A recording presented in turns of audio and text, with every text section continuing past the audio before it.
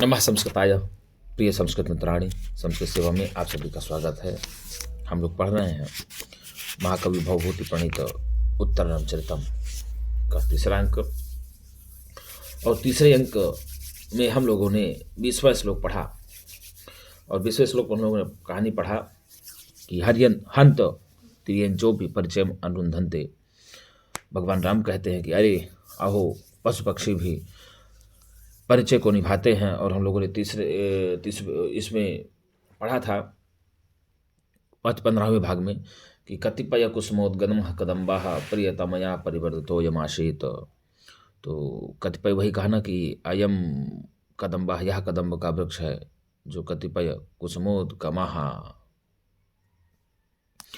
अर्थात अयम कदम्बा, यह कदम्ब का वृक्ष है जो क्या कहा, प्रियतमया परिवर्धिता आसीत, अर्थात प्रियतमा के द्वारा ही बढ़ाया हुआ और कुछ कुछ पुष्पों से विकसित युक्त था, फूलों से विकसित था। और तब सीता कहती साश्रम, अश्रु आँख में भरकर सीता जी कही थी, सुष्टु प्रतिज्ञातम आर्यपुत्र ने, ठीक ही आर्यपुत्र ने पहचाना। उसके बाद ही राम जी की ही पंक्ति थी वो ऊपर वाली भी, स्मृति गिरमयूर एष देव्याः स्वजन इवात्र यतः प्रमोदमेति, अर्थात एष गिरमयूर, यह पर्वती मोर देव्याः स्मृति, देवी सीता का स्मरण कर रहा है, क्योंकि स्वजन इव अत्र प्रमोदम एति, अर्थात अपने परिचित के भांति ही, किसके बाद अपने आत्मीय व्यक्ति के समान ही यह आनंद को प्राप्त हो रहा है, ऐसा राजा रामचंद्र जी बोलते हैं पर्वती मोर के बारे में। तब वासंती कहती है, वासंती, इसके बाद की ही कहानी आती है। वासंती कहती है अत्र तावत आसन परिग्रहम करोतु देवः, हे महाराज यहाँ पर आप आसन ग्रहण करिए। क्या करिए? अत्र यहाँ पर तावत आसन परिग्रहम करोतु देवः, हे महाराज अब यहाँ पर आप आसन ग्रहण करिए। एतत् तु देवस्य आश्रमम, यह तो महाराज का ही आश्रम है। एतत् तु देवस्य आश्रम, अर्थात यह तो महाराज का ही आश्रम है, अर्थात श्री रामचंद्र का ही आश्रम है। रामः उपविशति, राम बैठ जाते हैं। तो जब ये भगवान राम ने वासंती को बताया कि यह जो पर्वती मोर है देवी सीता का ही स्मरण कर रहा है, और किस प्रकार से स्मरण कर रहा है, क्योंकि स्वजन इव, अर्थात आत्मीय व्यक्ति के अर्थात सहवास के समान ही यह आनंद को प्राप्त हो रहा है, ऐसे इससे ही पता चल जाता है कि यह पर्वती मोर देवी सीता का स्मरण कर रहा है। तब तक कहती है वासंती के अत्र तावत आसन परिग्रहम करोतु देवः, महाराज यहाँ पर आप आसन ग्रहण करिए। और एतत्तु देवस्य आश्रम, यह आपका ही आश्रम है। यह किसका आश्रम है? यह तो आपका ही यानी महाराज का ही आश्रम है। तो एतत्तु देवस्य आश्रमम, इस पंक्ति की वक्ता कौन है? वासंती है। किससे कहती है? राम से कहती है। राम उपविशति, राम जी बैठ जाते हैं। क्या कर देते हैं? राम जी बैठ जाते हैं। तो उसके बाद देखिए अब जो है वासंती अब बोलेगी, नीरंध्र बाल कदली वन मध्यवर्ती कांता सखस्य शयनील शिलातलं ते अत्र स्थिता तृणमदात् वनगोचरेभ्यः, अत्र स्थिता तृणमदात् वनगोचरेभ्यः सीता ततो हरिणकैर्न विमोच्यते स्म। न विमुच्यते स्म, नहीं छोड़ रहे थे, नहीं छोड़ रहे थे। क्या नहीं छोड़ रहे थे? तो उस स्थान को नहीं छोड़ रहे थे। क्या कहा? इसीलिए सीता ततः हरिणकै न विमोच्यते स्म, ये जो इसीलिए हरिणकैः जो स्थान था मृगों ने न विमुच्यते, कभी भी नहीं छोड़ते थे, कभी भी नहीं छोड़ते थे। ततः हरिणकैः न विमुच्यते स्म, इसी कारण से हरिण जो है, मृग जो है, इस स्थान को नहीं छोड़ते थे। तो क्या कारण हो सकता है तो हम लोग आगे पढ़ेंगे, अभी देखिए पढ़ते ही है। नीरंध्रबाल कदली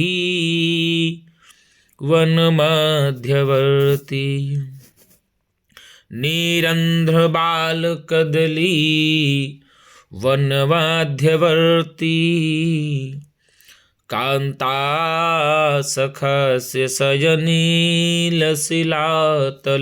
ते,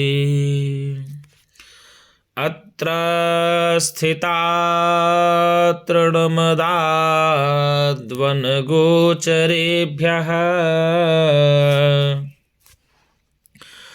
सीता ततो हरिणकैर्न विमुच्यते स्म, उक्ता वसन्ततिलका तभजा जगौगः, उक्ता वसन्ततिलका तभजा जगौगः,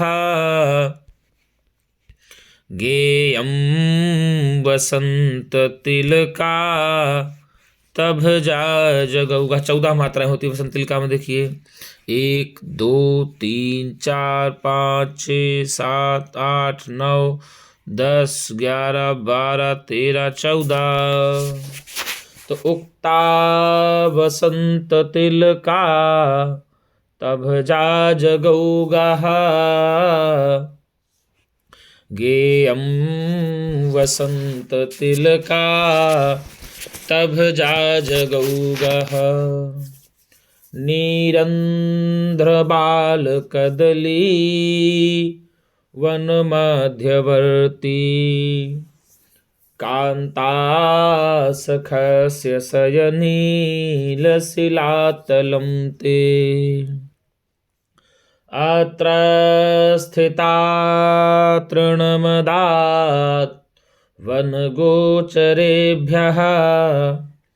सीता ततो हरिणकैर्न विमुच्यते स्म, नीरंध्रबालकदली वनमध्यवर्ती, कांता सखस्य सयनीलशिलातलं ते, अत्र स्थिता तृणमदात् वनगोचरेभ्यः, सीता ततो हरिणकैर्न विमुच्यते ते, विमुच्यते स्म। कितनी बड़ी बात कहा। अत्र सीता स्थिता, यहीं पर सीता रह करके, यहीं पर सीता बैठ करके, यहाँ बैठ करके सीता वन गोचरेभ्यः तृणम अदात्, वनों के लिए क्या दिया करती थी, घास दिया करती थी। कहाँ पर बैठ करके सीता वन गोचरों के लिए घास दिया करती थी, तो यही वाटिका में बैठ करके सीता वन गोचरों को घास दिया करती थी। सीता बैठ करके किसको घास दिया करती थी, तो वन गोचरों के लिए दिया करती। अत्र स्थिता तृणमदात् वन गोचरेभ्यः, वन गोचरेभ्यः का तृणम अदात्, तो वन गोचरेभ्यः सीता तृणम अदात्। कितनी बड़ी कहा भाई साहब। यहीं पर सीता बैठ करके वन गोचरेभ्यः तृणम अदात्, वन गोचरों के लिए तृण दिया करती थी, घास दिया करती थी। तथा इसी कारण से हरिणकैः जो मृग हैं ना विमुच्यते स्म, इस स्थान को कभी नहीं छोड़ते थे, इस पंचवटी के स्थान को कभी नहीं छोड़ते थे। तो क्या कहा, नीरंध्र बाल कदली वन मध्यवर्ती, कांता सखस्य शयनीलशिलातलं ते अत्र स्थिता तृणमदाद्वनगोचरेभ्यः सीता ततो हरिणकैर्न विमुच्यते। इसमें पहले 2 लाइन का देख लेते हैं।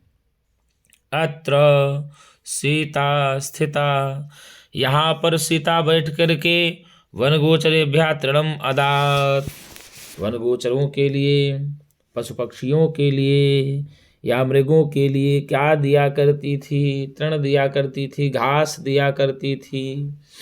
क्या करती थी? यहीं पर सीता बैठ करके मृगों के लिए घास दिया करती थी। इसी कारण से ततः इसीलिए हरिण कई ही जो मृग थे वो सारे मृग न विमुच्यते स्म, इस स्थान को कभी छोड़ ही नहीं रहे थे। क्या कर रहे थे? कभी स्थान को छोड़ ही नहीं रहे थे। क्यों नहीं दिया छोड़ रहे थे? क्योंकि सीता उनको कदली मतलब तृण दिया करती थी, घास दिया करती थी। कौन दिया करती थी? घास दिया करती थी। तो घास कौन दिया करती थी? तो सीता दिया करती थी। अब दूसरे का देख लेते हैं, अब पूरे लाइन का। तो कांता सखस्य, कांता सखस्य सयते, कांता सखस्य थे अर्थात प्रिया के साथ, सीता अर्थात प्रिया सीता के साथ या प्रिया सीता के सहित निवास करते हुए। ते आपका, ते मतलब आपका। तो अब वासंती राम से कहती है कि कांता सखस्य ते, प्रियतमा सीता के सहित निवास करते हुए आपका नीरंध्र बाल कदली वन मध्यवर्ती, आपका यह घने एवं अत्यंत कोमल कदली वन के मध्य में, किसलिए?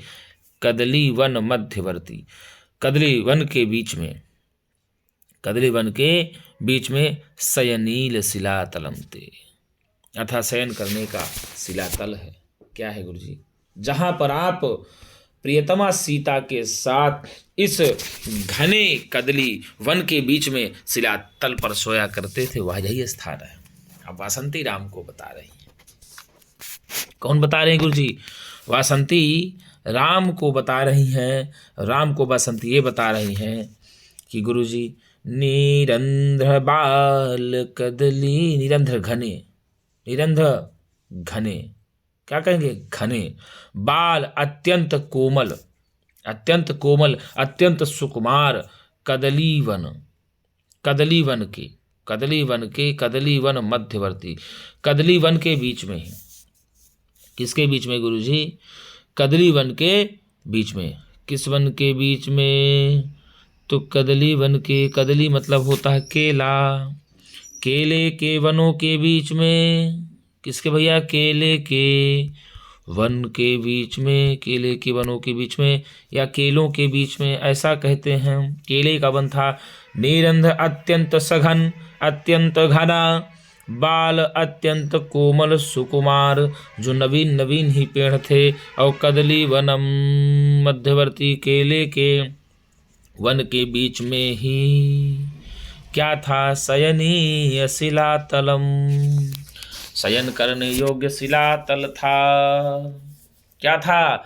शिलातल था। क्या? तो कांता सखस्य, आप अपनी प्रियतमा के साथ अर्थात आप अपनी प्रियतमा सीता के साथ, अर्थात प्रियतमा सीता के साथ थे आपका या प्रियतमा सीता के सहित आपका निरंध्र बाल कदली वन मध्यवर्ती, अत्यंत घने नवीन केले के वन के बीच में शयनते शयनीय शिलातलम, आपका यह शयनीय शिलातल है।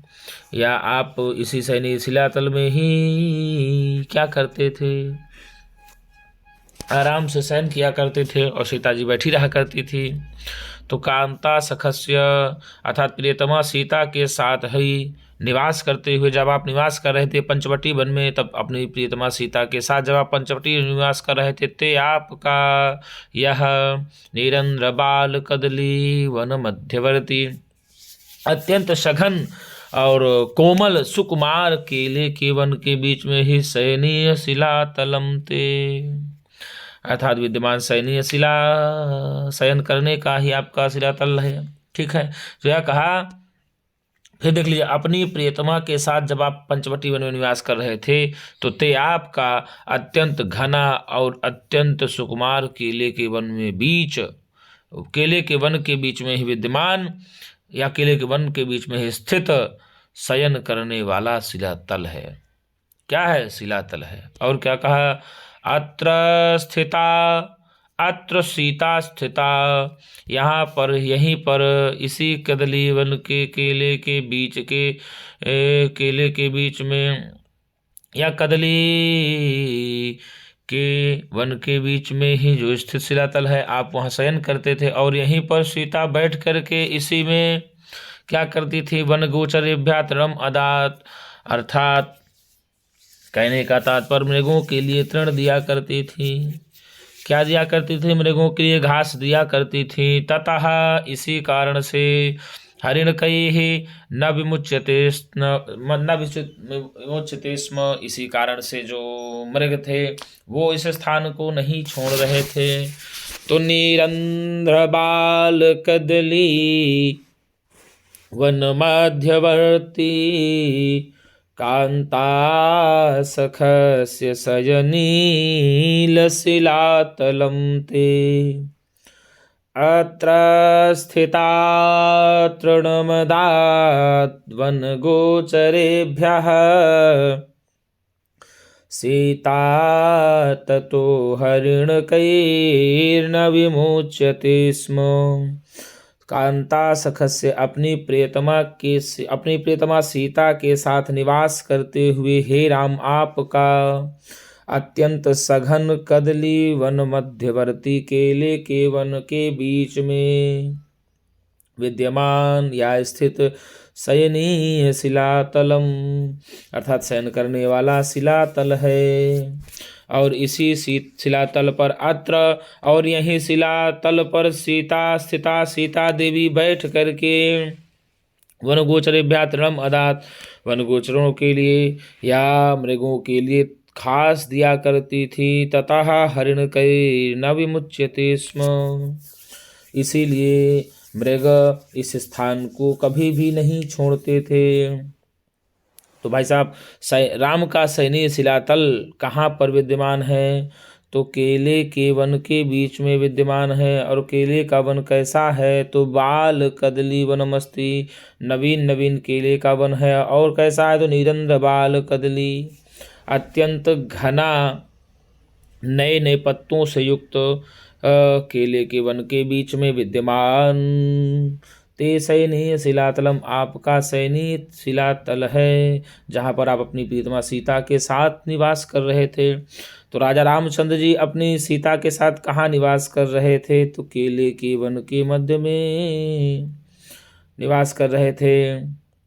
और कहाँ पर राजा रामचंद्र का शयनीय शिलातल है? तो राजा रामचंद्र का शयनीय शिलातल केले के वन के बीच में है। केले के वन के बीच में किसका शयनीय शिलातल है? तो राजा रामचंद्र जी का है। और सीता कहाँ बैठ करके वन गोचरने के लिए तृण दिया करती थी, घास दिया करती थी? तो शयनीय शिलातल पर सीता बैठ करके वन गोचरों के लिए घास दिया करती थी। वन गोचरों के लिए शयनीय शिलातल पर ही कौन बैठ करके घास दिया करती थी? तो माता सीता दिया करती थी। और शयनीय शिलातल है किसका? तो शयनीय शिलातल राजा रामचंद्र जी का है। और जो यहाँ वन गोचरेभ्यः से क्या तात्पर्य है? तो यहाँ वन गोचरेभ्यः से हरिणों को लिया गया है, मृगों को लिया गया है। हरिण कई, इसी कारण से जो मृग थे उस स्थान को कभी भी नहीं छोड़ते थे। तो मृग किस स्थान को कभी नहीं छोड़ने थे? जो केले के वन के बीच में ही शयनीय शिलातल वाला स्थान है, उसको कभी भी नहीं छोड़ते थे। इस श्लोक की वक्ता कौन है? इस श्लोक की वक्ता है वासंती। किससे कह रही? राम से कह रही है। क्या कह रही है? तो निरंध्र बाल कदली वन मध्यवर्ती कांता सखस्य शयनीलशिलातलं ते, अत्र स्थिता तृणमदाद्वनगोचरेभ्यः सीता ततो हरिणकैर्न विमोच्यते स्म। क्या कहा? कांता सखस्य, वासंती कह रहे हैं कि हे राम, अपनी प्रीतमा के साथ जब आप वहां निवास कर रहे थे, ते आपका नीरंध्र अत्यंत घना बाल कदली नवीन नवीन केले के वन के बीच में विद्यमान सैन्य शिलातल है। शयन करने वाला, जहां पर आप शयन किया करते थे वही शिलातल है, और यहीं सैन्य शिलातल पर आप शयन किया करते थे। और यहीं पर सीता अत्र स्थिता, सीता अत्र सीता स्थिता, यहाँ पर सीता बैठ करके वनगोचरे भ्यातरम अदात, वनगोचरों के लिए, मृगों के लिए घास दिया करती थी। ततः हरिणकैहि न विमुच्यते स्म, इसीलिए जो मृगी हुआ करती थी वो कभी भी इस स्थान को छोड़ती ही नहीं थी। ऐसा वासंती राम से बता रही है। कौन बता रही है? राम से बता रही है। तो भैया आसन परिग्रहम, तो आसनस्य परिग्रहम बनेगा। क्या बनेगा? आसनस्य परिग्रह, आसनस्य परिग्रह, और तम लग करके ही आसन परिग्रह बन जाएगा तत्पुरुष समास। यदि आपसे पूछ ले कि आसन परिग्रह में कौन सा समास है, तो तत्पुरुष समास है। और परिग्रह में बता दें आपको, तो परिग्रह ता बनेगा। क्या? परिग्रह ता लग करके ही बन जाएगा परिग्रह। क्या लग करके गुरु जी? परिग्रह ता लग करके ही परिग्रह बन जाएगा। ठीक,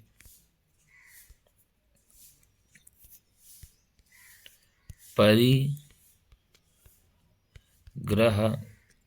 ता तो होगा, ता कह रहे हैं, क्षम्यताम हो, परिग्रह अच, ता कह, परिग्रह अच से ही लग करके परिग्रह बन जाएगा। ठीक है। अब जो नीरंध्र बाल कदली दिया है ना, नीरंध्र बाल कदली, तो निरंध्राह बाल कदल्याह, तो नीरंध्र बाल कदली बन जाएगा। क्या बनेगा? पहले नीरंध्राह, नीरंध्राह बाल कदल्याह, बाल, तो निरंध्राह बाल कदल्याह में कर्मधारय समास हो जाएगा। निरंध्र बाल कदली की यदि बात किया जाए तो इसमें कर्मधारय समास हो जाएगा। कौन सा समास? ठीक है। अत्यंत घना बाल कदली के लिए का वन, तो दोनों प्रथमांत हैं, बहुवचनांत हैं, तो कर्मधारय समास हो जाएगा। निरंध्र बाल कदली में तो निरंध्राह बाल कदल्याह में गुरु जी कर्मधारय समास हो जाएगा। और क्या कहा? तासाम वनस्य मध्ये वर्तते इति, क्या कहा?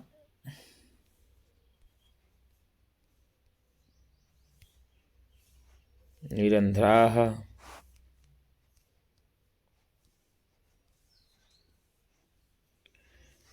बाल कदल्याः में तो कर्मधारय समास हो गया। कौन सा? कर्मधारय हो गया। और इसी में आगे जोड़ करके तासाम वनस्य मध्ये वर्तते इति, तासाम वनस्य मध्ये वर्तते इति, तो अगर पूरे की बात किया जाएगा नीरंध्र बाल कदली वन मध्यवर्ती, इसमें यदि पूछा जाएगा तो इसमें गुरुजी हो जाएगा उपपद समास। कौन सा? उपपद समास हो जाएगा। उपपद, तो निरंध्राह बाल कदल्याह में कर्मधारय समास हो जाएगा। और तासाम वनस्य मध्य वर्तते इति, उन सब का वन के बीच में होने के कारण ही उपपद समास हो जाएगा। कौन सा? उपपद समास। तो निरंध्र बाल कदली वन मध्यवर्ती में उपपद समास पूरे में हो जाएगा। उपपद, और निरंध्र वाले कदली में कर्मधारय समास हो जाएगा। ठीक है, तो ऐसे आप कर लेंगे। ठीक है ना। अब यहाँ निरंध्र से ही व्रतणीन होकर के बन जाएगा। तो निरंध्राः निर्गतम रंध्रम छिद्रम याभ्याः ताः बहुब्रीहि समास हो जाएगा। यदि निरंध्राः की बात किया जाए, किसकी, तो निर्गतम रंध्रम छिद्राः याभ्याः ताः, इसमें बहुब्रीहि समास होगा निरंध्र। तो निर से रंध्र हो जाएगा, निर से रंध्र, निरंध्र बन जाएगा। निर से नंध्र निरंध्र बन जाएगा। और निरंध्रा में यदि पूछ लेगा कौन सा समास होगा तो बहुब्रीहि समास। और निरंध्र वाले कदली में कर्मधारय समास।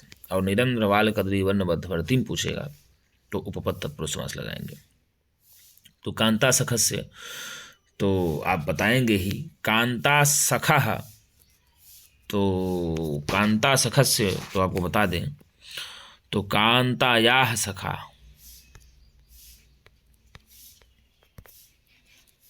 कांतायाः सखा। ठीक है, तो बन जाएगा कांता सखा बन जाएगा। क्या बनेगा, सखा हो जाएगा। कांता सखाया, कांता सखा बनेगा। क्या बनेगा समासांत, कांता सखा बन जाएगा। और तस्य, तो कांता सखा हो जाता है। तो इस प्रकार से ही इसमें आप लगा देंगे तत्पुरुष समास। कौन सा, तत्पुरुष समास लेंगे। और कांता सखी शब्द से यहाँ टच प्रत्यय हो जाता है, राजा राजा सखी भेष्टच। ठीक है, और समासान टच प्रत्यय बचता है, उसमें आ ही बचता है। और सैनीय शिलातलम, तो सैनीय शिलातल जो है गुरु जी, यहाँ तो सेते अस्मिन इति सैनीयम, तो सी से नियर प्रत्यय हो जाएगा, उनसे सी से अनियर प्रत्यय हो जाएगा। और सैनीयम च तत् शिलातलम, सैनीय शिलातलम बनेगा। तो क्या बताएंगे आप, तो सैनीयम, सैनीयम च तत् शिलातलम बराबर सैनीय शिलातलम बन गया। कर्मधारय समास हो जाएगा। कौन सा समास, कर्मधारय समास हो जाएगा। और स्थिता में तो जानते हैं स्था क्ता टा प्रत्यय हो जाएगा। स्था क्ता और टा प्रत्यय हो करके स्थिता बन जाएगा। क्या बन जाएगा, स्था क्ता टा प्रत्यय हो करके ही स्थिता बन जाएगा। और तृणम अदात, अदात तो अदात में लंग लकार है। कौन सा लकार, लुंग लकार हो। अदात में लुंग लकार, दा धातु से लुंग लकार, दा धातु से लुंग लकार प्रथम पुरुष एक वचन, अदात, अदात। ठीक है, तृणम अदात। तो अदात तो में यदि पूछा जाएगा, दा धातु से लुंग लकार प्रथम पुरुष एक वचन में हो जाएगा ना। और वन गोचरेभ्य, मृगों के लिए, किसके लिए गुरुजी, वन में रहने वाले। वनम गोचरः ये शाम तेभ्य, वनम गोचरः ये शाम तेभ्य, वन गोचरेभ्य बन जाएगा। वनम गोचरेभ्य ये शाम तेभ्य वन गोचरेभ्य। तृणम अदात, दा धातु होने के कारण यहाँ पर वन गोचरेभ्य में चतुर्थी व्यक्ति होती है। जाना अर्थ चतुर्थी आप लोग पढ़े। तो यहीं पर सीता बैठ करके वन गोचरों के लिए तृण दिया करती थी। तो अदात में लुंग लकार प्रथम पुरुष एक वचन हो जाएगा। कौन सा, प्रथम पुरुष एक वचन। और हरिणकय ही यह मृगों से लिया गया है। किस पे, यह मृगों से लिया गया है अनुकंपा अर्थ में। ठीक है ना, इसी कारण से मृग जो है इस स्थान को नहीं छोड़ते थे। तो विमुच्यते, यदि विमुच्यते पूछ लेगा तो भी मुछ कर्मवाद से लट लकार प्रथम पुरुष एक वचन, वी मुच कर्मवाच में लट लकार प्रथम पुरुष एक वचन, लट लकार प्रथम पुरुष एक वचन के होकर के विमुच्यते बन जाता था। ठीक है, ये कहा गुरु जी कि सीधे सीधे कांता सखत्य अपनी प्रीतमा सीता के साथ आप जब यह निवास कर रहे थे, ते आपका अत्यंत घना नवीन नवीन केले के वन के बीच में ही विद्यमान सैनी शिलातल है, शयन करने वाला शिलातल है, जहाँ पर सीता बैठ करके वन गोचरों के लिए अर्थात मृगों के लिए घास दिया करती थी। तथा इसीलिए ही हरिणकई ही न विमुचित स्म, मृग जो है इस स्थान को छोड़ा नहीं करते थे। यदि पूछ लेगा कि इस श्लोक में कौन सा छंद है तो आप बताएंगे वसंत तिलका छंद है। कौन सा छंद है गुरुजी? वसंत तिलका छंद है। राम इदम तावत अशक्यम एव द्रष्टुम, इदम तावत अशक्यम एव द्रष्टुम, तो इसीलिए यह देखा नहीं जा सकता है, इसीलिए यह स्थान देखा नहीं जा सकता, क्योंकि राम के अंदर करुणा फूट फूट कर भरी हुई है, शोक फूट फूट कर भरा हुआ है, इसलिए राम कहते हैं तब तो यह देखा नहीं जा सकता है। और इति अन्यथा रुदन उपविशति, यह कह करके रोते हुए राम बैठ जाते हैं, यह कह करके रोते हुए राम अन्यथा दूसरी ओर बैठ जाते हैं, अन्यथा मतलब दूसरी ओर बैठ जाते हैं। तो ऐसा इति अन्यतः, इत्यन्यतः बन जाएगा यार संधि, इति धन अन्यतः, इति धन अन्यतः बराबर इत्यन्यतः बन जाएगा। तो इसलिए इसे ऐसा ही कह करके रोते हुए राम जो है अन्यतः मतलब दूसरी ओर जा करके बैठ जाते हैं। क्या हो जाते हैं? ऐसा कह करके राम दूसरी ओर जा करके बैठ जाते हैं। तो ऐसा कह करके कौन दूसरी ओर जाकर बैठ जाता है? तो राजा राम जी दूसरी ओर जाकर के बैठ जाते हैं। तो मित्रों, यदि आपको वीडियो अच्छी लगी हो तो एक बार आपसे ये निवेदन है कि लाइक एवं सब्सक्राइब जरूर करें, और जब आप लाइक और सब्सक्राइब करेंगे तो मेरा भी मन इस प्रकार से आपको पढ़ाने में अच्छा लगेगा। और यदि आप लाइक सब्सक्राइब नहीं करते, थोड़ा सा रिप्लाई नहीं देते हैं, तो ये आप समझ लीजिए कि गुरुजी पढ़ाने वाला भी बड़ा हिम्मत करके आपको पढ़ा रहा है, ये भी याद रखिएगा। तो ये जो संस्कृत सेवा है, ये संस्कृत सेवा अनवरत चलती रहे, आपसे मेरा ये निवेदन है। इसलिए एक बार लाइक एवं सब्सक्राइब मित्रों जरूर करें, ये मेरा आपसे विनम्र निवेदन है। तो अत्र तावद आसन परिग्रहम करोतु देवः, अरे महाराज आप यहाँ पर आसन ग्रहण करें, ऐसा वासंती कहती है। कौन कहती है? ऐसा वासंती राजा राम से कहती है कि महाराज अत्र आसन तावद आसन परिग्रहम करोतु देवः, महाराज यहाँ पर आसन आप ग्रहण करें। एतत्तु देवस्य आश्रमम, यह तो आपका ही आश्रम है, यह तो महाराज का ही आश्रम है, इसलिए इस आश्रम को आप ग्रहण करें। तो राम उपविशति, राम जी बैठ जाते हैं। क्या करते हैं? राम जी बैठ जाते हैं। तभी वासंती कहती है, क्या कहती है? नीरंध्र बाल कदली वन मध्यवर्ती, कांता सखस्य शयनील शिलातलं ते, अत्र स्थिता तृणमदात् वनगोचरेभ्यः, सीता ततो हरिणकैर्न विमुच्यते स्म।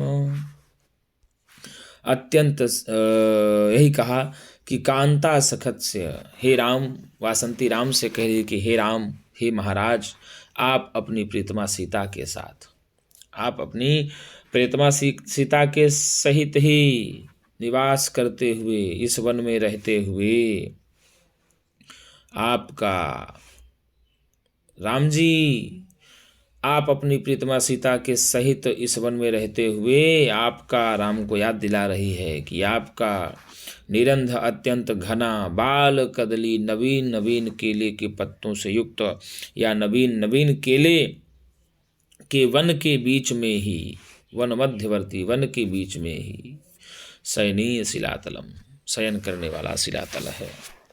तो राजा रामचंद्र जी का शयनीय शिलातल कहाँ है? तो केले के वन के बीच में है।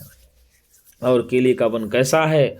अत्यंत सघन है और नवीन केले का वन है। कैसा है? अत्यंत सघन और नवीन केले का वन है। अत्यंत सघन और नवीन केले के बीच में क्या विद्यमान है? शयनीय शिलातल विद्यमान है। शयनीय शिलातल किसके बीच में विद्यमान है?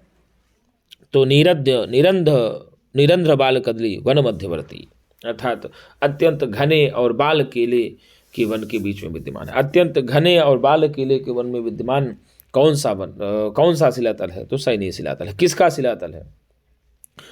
श्री रामचंद्र जी का सैन्य शिलातल है। और रामचंद्र जी अपने उस सैन्य शिलातल में किसके साथ निवास कर रहे थे, तो आप बताएंगे देवी सीता के साथ। देवी सीता के साथ राजा रामचंद्र जी कहाँ पर शयन कर रहे थे, तो सैन्य शिलातल में कर रहे थे। सैन्य शिलातल कहाँ विद्यमान है, तो केले के वन के बीच में विद्यमान है। यह बात कौन कह रही है, वासंती कह रही है। किसको याद दिला रही है, राम को याद दिला रही है। किसकी याद दिला रही है, तो सैन्य शिलातल की याद दिला रही है। सैन्य शिलातल की, पुराने सैन्य शिलातल की याद राम को कौन दिलाती है, तो वासंती दिलाती है। अत्र स्थिता तृणमदात वन गोचर, अत्र सीता स्थिता, और यहीं पर सीता बैठ करके, जिस सैन्य शिलातल पर राजा रामचंद्र जी शयन किया करते थे, उसी सैन्य शिलातल पर सीता माता बैठ करके वन गोचरेभ्या तृणम अदात, अर्थात मृगों को तृण दिया करती थी, घास दिया करती थी। तो मृगों को घास कौन दिया करती थी, मृगों को घास माता सीता दिया करती थी। कौन दिया करती थी, माता सीता दिया करती थी। और अत्र स्थिता तृणवदात वन गोचर, यहीं पर माता सीता, अत्र स्थिता सीता, यहीं पर सीता माँ बैठ करके मृगों के लिए घास दिया करती थी। ततः हरिणकई ही न विमुच्यते स्म, इसी कारण से मृग जो है इस स्थान को नहीं छोड़ते थे। किस कारण से इस स्थान को मृग नहीं छोड़ा करते थे, तो माता सीता के घास देने के कारण से ही यहाँ पर जो मृग है ना, वह स्थान को नहीं छोड़ा करते। तो मृग को भी एक प्रकार से माँ घास दिया करती थी और पाला पूरा बड़ा करती थी। यदि आपसे पूछ लेगा, बार बार कहता हूँ, निरंध्रा में कौन सा समास है, तो आप इसमें आराम से बताएंगे गुरुजी, बहुब्रीहि समास है। कौन सा समास है, बहुब्रीहि समास हो जाएगा। निरंध्रा में यदि पूछे तो बहुब्रीहि समास हो जाएगा। और निरंध्र तो वृत्त श्रेणी प्रत्यय हो जाएगा। कौन सा, निरंध्र वृत्त ऋणी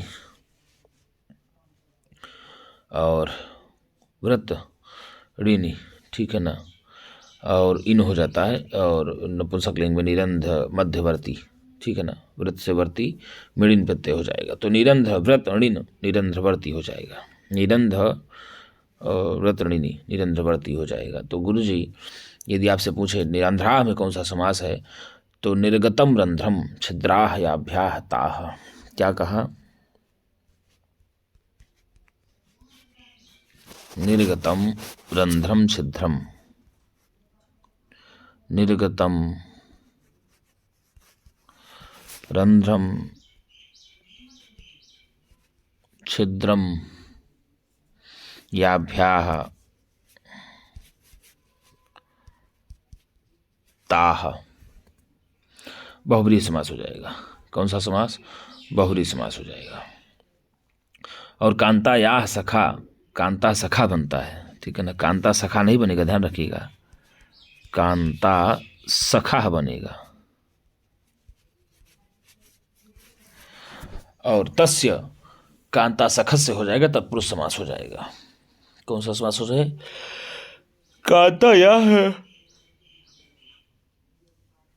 सखा, तो जब समासांत बनाएंगे तो कांता सखा बन जाएगा पुल्लिंग में, और तस्य हो जाएगा तत्पुरुष समास में, ठीक है ना।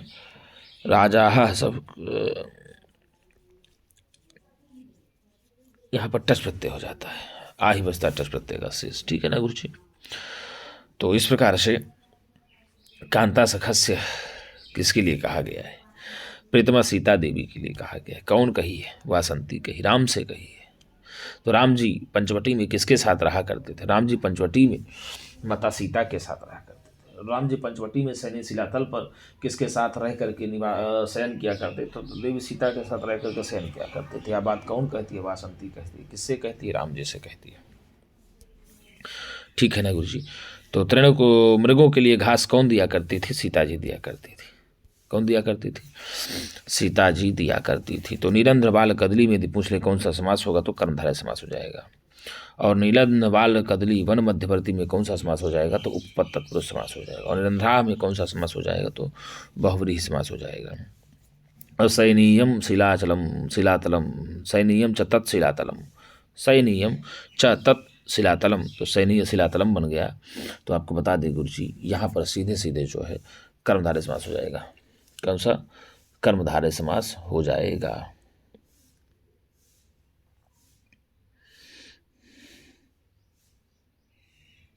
सोचिए कितनी बड़ी बात है कि पशु भी, अभी राम जी ने पीछे ही कहा था कि पशुओं भी कितना परिचय को मानते हैं, पशु भी कितना परिचय को मानते हैं। पशुओं को यदि सीता माता ने खिला पिला कर इतना बड़ा किया तो पशु भी उनके परिचय को मानते हैं, ऐसा राम जी बताना चाह रहे हैं।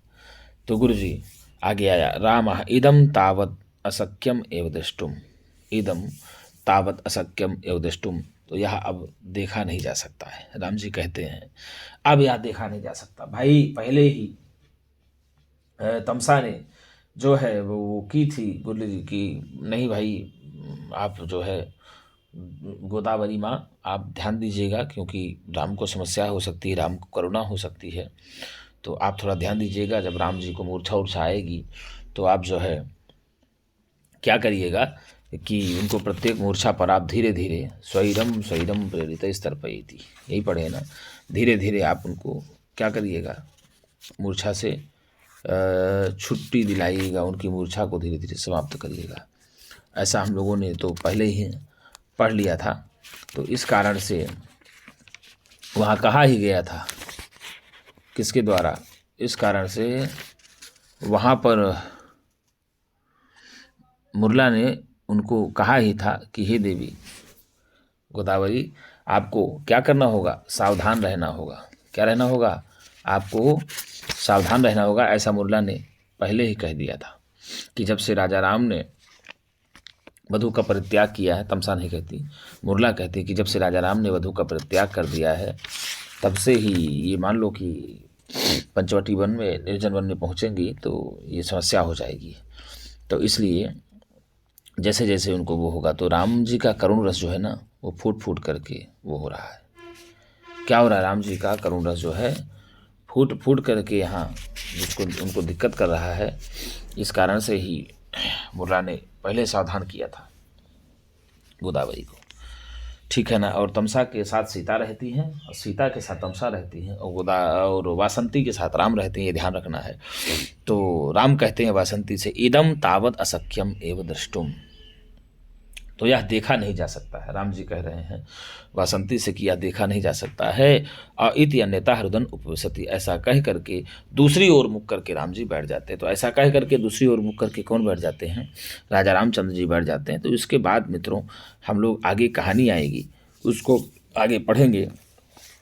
और थोड़ा सा इस अभी इतने समय कार्य की व्यस्तता ज़्यादा है, तो आप ये समझिए कभी कभी वीडियो लगता है कि नहीं बन पाएगी, लेकिन फिर भी आपके लिए हम जाग करके 4 बजे 5 बजे भोर में वीडियो बनाते हैं और पढ़ाते हैं, जिससे आपका काम रुकने ना पाए और आपकी जो ये निरंतरता बनी हुई है प्रत्येक दिन संस्कृत सेवा में 8 बजे, तो ये सेवा बंद ना होने पाए। इसलिए हम प्रयास करते हैं कि आपको इसको, आपकी निरंतरता को बनाए रहें। धीरे चल रहे हैं, समझ लीजिएगा, आप एक एक ठो पॉइंट पढ़ते चल रहे हैं। आपको कहीं से भी कोई दिक्कत होती तो आप पूछ सकते हैं मित्रों, और आपके लिए ही यह संस्कृत सेवा है और अरवना चलेगी। लेकिन निवेदन आपसे मेरा एक भी है कि यदि सेवा इतनी बढ़िया निरंतर कोई दे रहा हो तो उस सेवा का फल यही है आप लोगों से कि कम से कम लाइक और सब्सक्राइब जरूर करें। और हो सके यदि आपको पसंद आती हो वीडियो तब की मैं बात करता हूँ, आपको पसंद नहीं आती तो कभी नहीं करिए। मैं बार बार कहता हूँ दबाव में नहीं करिए, बिल्कुल नहीं, आप स्वतंत्र हैं। क्योंकि भाई साहब आप परतंत्र हो जाएंगे तो पराधीन सपने सुख नाही, पराधीन व्यक्ति को तो स्वप्न में नहीं मिलता है। इसलिए यदि आपका मन कहता है तब आप लाइक और सब्सक्राइब करिएगा, और यदि आपके अनुकूल ये वीडियो लगती है तभी लाइक सब्सक्राइब करिएगा। यदि नहीं लगती है तो आपको करने की बिल्कुल आवश्यकता नहीं, आप पढ़िए और बन करके सक्सेस हो जाइए, कुछ बन जाइए, बस यही एक मेरी प्रार्थना है प्रभु से। और आपका प्रभु मंगल करें, आप जीवन में अच्छा से अच्छा कर पाएँ। और मैं बार बार यही कहता हूँ मित्रों कि पढ़ाई नौकरी से नहीं जोड़िएगा, नौकरी से अपने अध्ययन को कभी नहीं जोड़िएगा। नौकरी लीजिए, नौकरी का उद्देश्य रखिए, नौकरी मिलना भी चाहिए, लीजिए, एकदम लड़ कर लीजिए, और नौकरी के लिए त्याग करिए। परिश्रम करने की आवश्यकता नहीं है, मेहनत करने की आवश्यकता नहीं। मेहनत मजदूर करते हैं बेचारे, तो मेहनत करने वाला व्यक्ति 200-300 रुपये पाता है। यदि अच्छा करना है जीवन में तो त्याग करना सीखिए, और आप त्याग करना सीख जाएंगे, तपस्या करना सीख जाएंगे, तो निश्चित है कि आप अपने तप के माध्यम से, हमारे ऋषि मुनि भगवान के सिंहासन को हिला देते थे।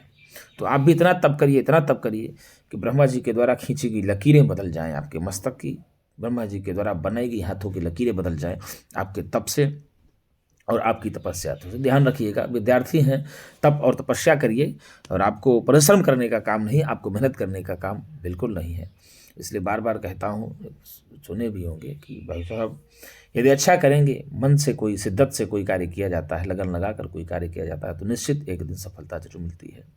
और सच्चाई का मार्ग ये हम मानते हैं कि कठिन है, कांटों का राह है, लेकिन कांटों के राह में चलने में गुरु जी आनंद है। जब कांटों के राह में चलना सीख जाएंगे तो फूलों का राह आपको अपने आप बिछा मिल जाएगा। इसलिए कांटों के राह की चिंता ना करते हुए आप आराम से मंद गति से धीरे धीरे धीरे धीरे काम करते रहिए।